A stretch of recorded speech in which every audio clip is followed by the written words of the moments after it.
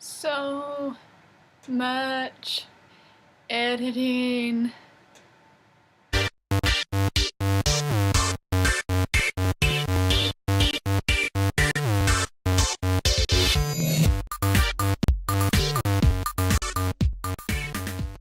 Good evening, word nerds. It is Thursday, May 22nd, 2014.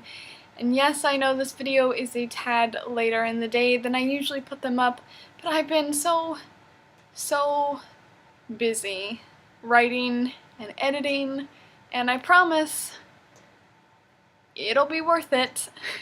Today on the circulation desk, I'm going to talk about reading in your own genre. When I was in my publishing class last semester, I got into this rather heated debate, argument, with one of my fellow students over reading in your own genre. His assertion was this.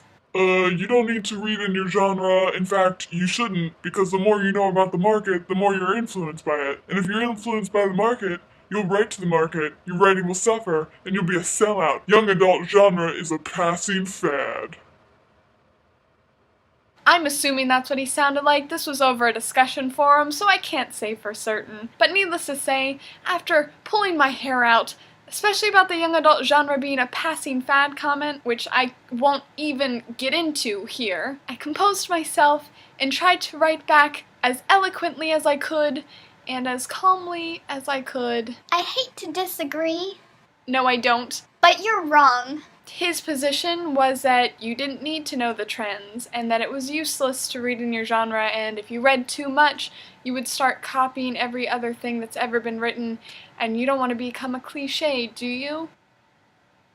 As a writer, you need to be reading. You need to read anything and everything you could possibly get your hands on, specifically in your genre. It's good to be well read, and it's really important to know the market that you want to be in. Do you want to write young adult? Then you need to know what's selling well. You need to know the different voice of characters that separate young adult, middle grade, and new adult books. Sometimes people think they have a young adult book because their characters are young adult age, but really the tone is that of a middle grade story. You should understand archetypes in your genre. What makes sci-fi different from fantasy? What makes horror different than a thriller? Figure it out. Find inspiration from the books that you read and learn from authors, both from their mistakes and their successes. Reading a bad book is just as important and significant as reading good books. I'm going to say that again, so pay close attention. Reading a bad book is just as important and significant as reading good books. You want to know what works and what doesn't work, and why it doesn't work. On top of reading books, read the reviews. How are readers responding to it? What are they pointing out that's wrong? My bottom line of the argument that I had with this guy was, it's stupid to not be aware of the market you want to enter into. You need to know what people are looking for. And I know that trends can be really annoying and heartbreaking when you're writing something that's not on trend, but knowing that it's not on trend will save you from a lot of rejection from literary agents. You'll know to hold back your manuscript and maybe wait for a time when it becomes more appropriate to query. You should know if the market is oversaturated with your genre. I believe that trends are cyclical, so just because vampires have happened doesn't mean they won't happen again. In fact, I can pretty much guarantee you that they will. So if you haven't read in your genre yet, What are you waiting for?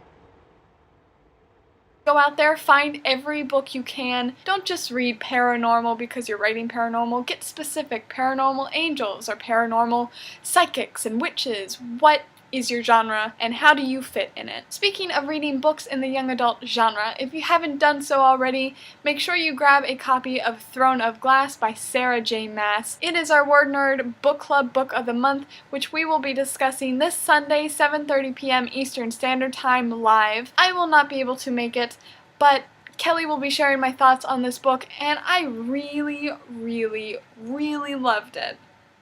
I read it in 2 days, and I had a lot of other things that I needed to be doing, so prioritize life. That's all I have for you today. I love you, nerds, and I will see you not this Sunday because I'm going to be gone, but I will see you Wednesday. Goodbye.